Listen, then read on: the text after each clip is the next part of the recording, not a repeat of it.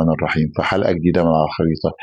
هنخش في حتة شائكة، كل عايز يخش فيها، بس بسأل دايما فيها في كل مكان وأنا قاعد في أي حتة لما حد يعرف إن أنا بتاع جغرافيا.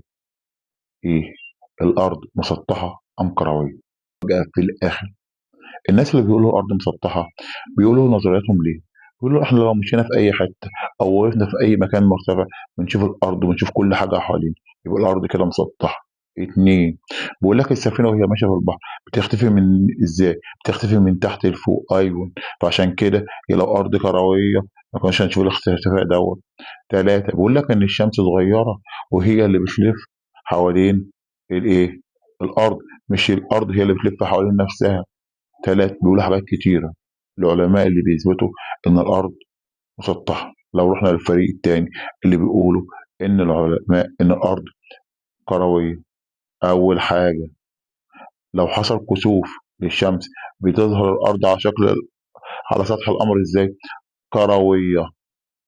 اتنين، رحلة ماجلان. تلاتة، صور محطات الفضاء ومكوكات الفضاء عندهم نظريات كتيرة جدا بيقولوا إن الأرض كروية.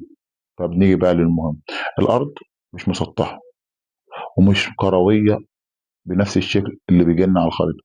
الأرض جيود زي ما الخريطة قدامك بالظبط كده.